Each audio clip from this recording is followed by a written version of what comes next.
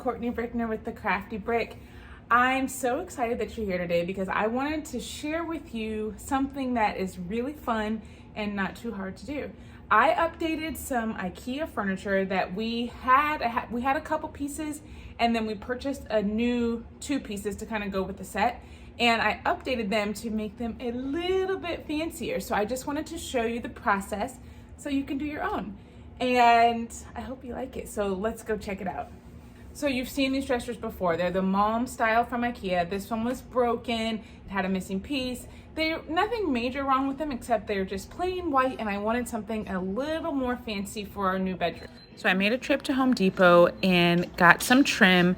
I got the 1 1/4 inch by 1/4 inch size, and that was going to be to put around each drawer. So I just cut each one. I cut them bigger than I needed so that I could take them home and do a more precise cut. I just had a general idea of the sizes that I needed for each drawer, and then cut them and then took them home.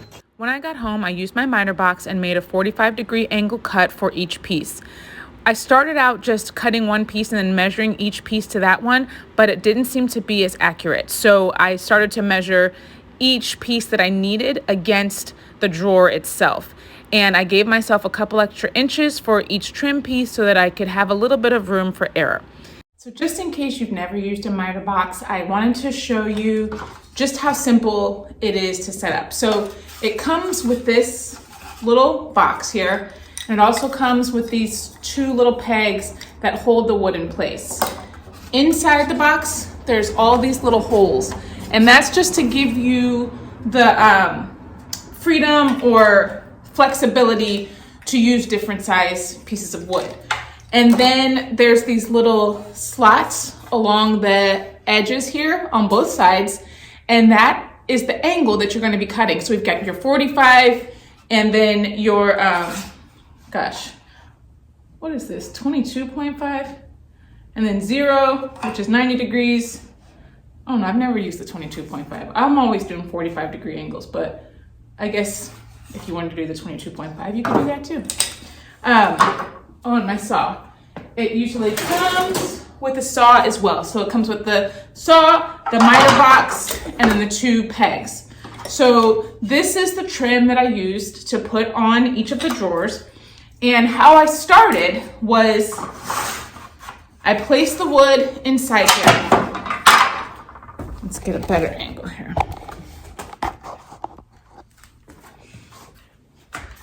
I placed the wood inside the box.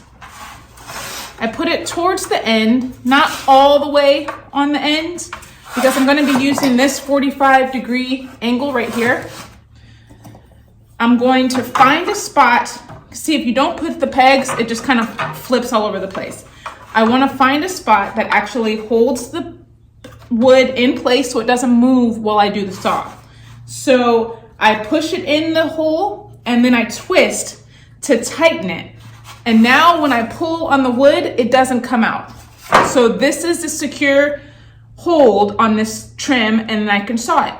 Sometimes you're gonna need both of them, sometimes you don't. Sometimes it works. Like this one, I put it in and it doesn't even touch the wood. So sometimes you won't be able to use both of them because the wood doesn't fit in exactly the right place that works for setting that up.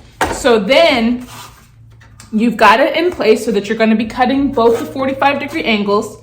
You put your saw in place so that it goes on both sides. And then there's also a little groove down at the bottom that lines up with the angles. So you put it in, and then you just start sawing. And you go all the way down.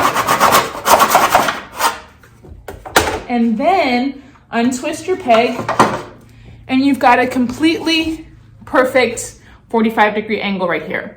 Okay, so now how do we measure for the next angle that we're going to be cutting? I've got my drawer here. I lay my piece of wood that I just cut so that the end is completely lined up with the corner of my drawer. Then I hold it in place. I come over to this other end of the drawer, make sure it stays at that corner right there, and then I find where the corner is on this one, and mark a little line. So I've got my little pencil mark here. This is going to be where I am lining up my next cut.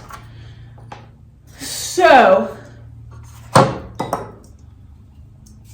what we do here is we're going to go with the 45-degree angle facing the other way because we need both of our angles to meet up. When we're finished with the cuts, we need all of the angles for all the corners to meet up. So we're gonna do the opposite, the mirrored 45-degree angle for this one. So now I have my wood in here. I have the line, the pencil line that I just did and I measured to make sure it's gonna fit. That's going to be where I'm lining up the edge of the groove where I'm going to be cutting. So I've got that lined up.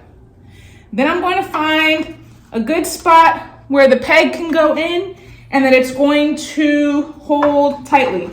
This one, actually, because I've got a little more space here, a little more of the trim, I can actually fit both of those in this time. So that's going to be held in really nicely. Now we're going to put our saw in. We've got our edge lined up, and then we're going to go ahead and saw this side.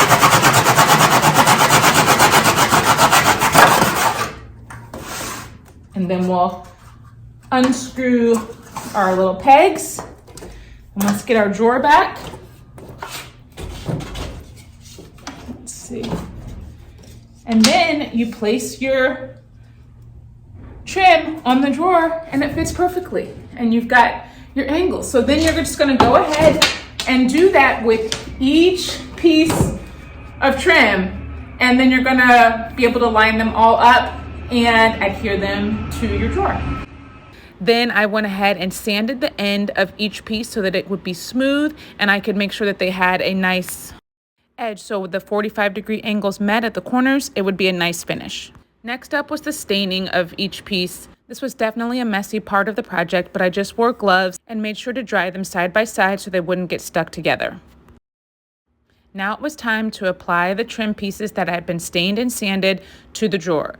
I placed each piece in the correct place and then used my nail gun to attach them in place.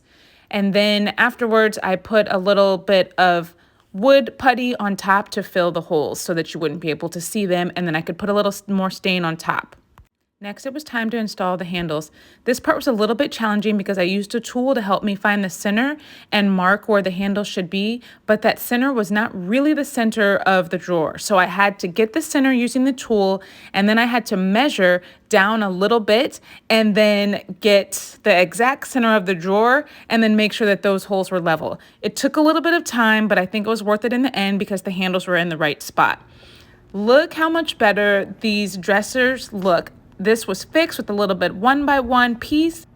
And I just love how this was a pretty easy project. Although it was time consuming, it made these dressers just really pop in this space. And I think it made a big difference. So that's it. It was definitely a time consuming project, but worth it in the end. I think the dressers look really cute. I hope that you learned something new today. If you did, I would love for you to like, subscribe, and turn on those notifications so you don't miss anything crafty, because next week I will be back with more crafty or DIY content. Thanks for watching. See you later. Stay crafty, my friends.